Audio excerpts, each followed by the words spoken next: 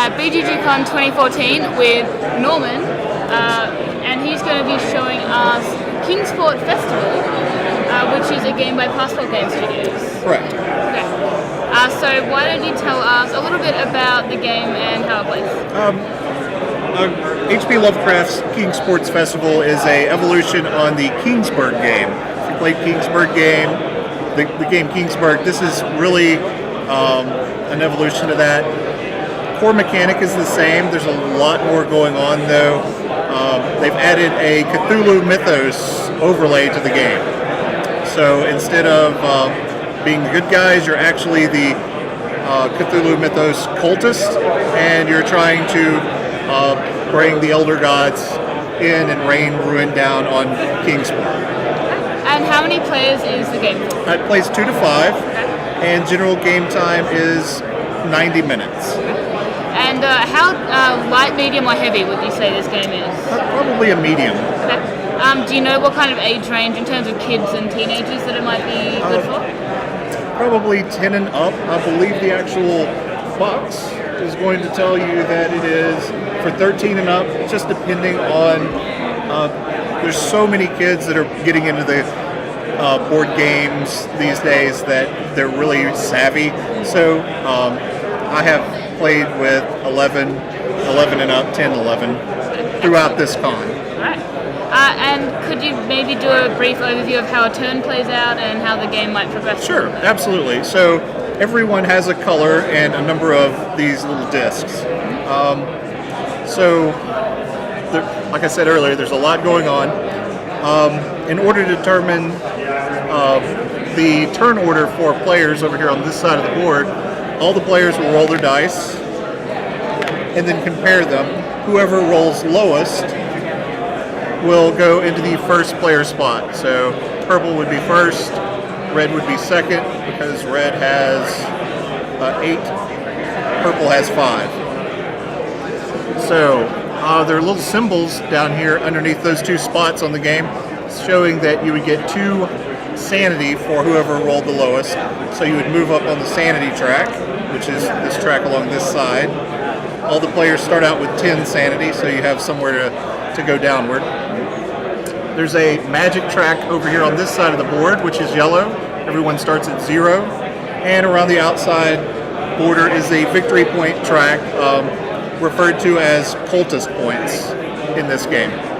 So with the determination of that first roll and turn order, players take turns looking at their dice total and then comparing them to the Cthulhu mythos dark gods, and they buy favors from those gods by using their dice. So a person can play 1 or more of their dice to purchase those, and they have numbers at the top.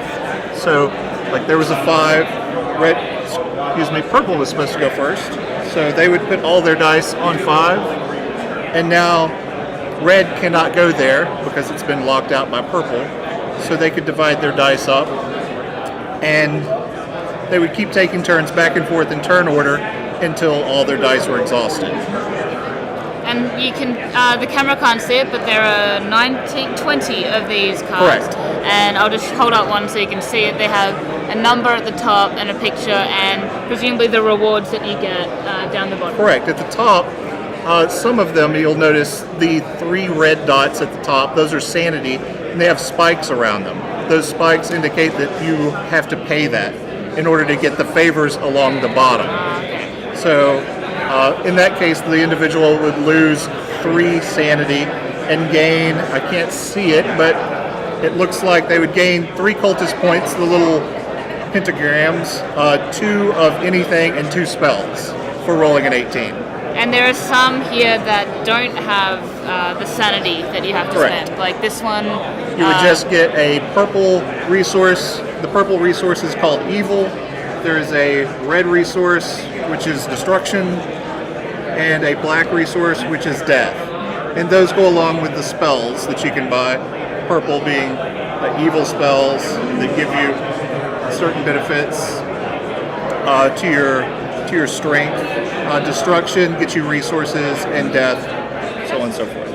And so after all this, you get your rewards back, you get to expand out in town into these different buildings, which also have various costs associated with them and sanity point rewards. Excellent. And so how does the game end? What's the game There's a turn track along the bottom, and as you're moving along the turn track, you get to certain spots where there are raids by the good guys, the investigators. When you get to one of those at the end of the round, you would turn over the card. There's an event card that tells you something like, in this case, each cultist with 6 or less sanity gains 1 evil resource. So that would happen, and then the characters would have to battle the investigator. And each investigator has a strength, and then some of them have skills, some of them do not. You would resolve anything there. If the cultists win, they gain something. In this case, they would gain a death resource. And if they lose, they would lose one of their buildings. So they would take their cultist out of that building, and they would no longer get that reward.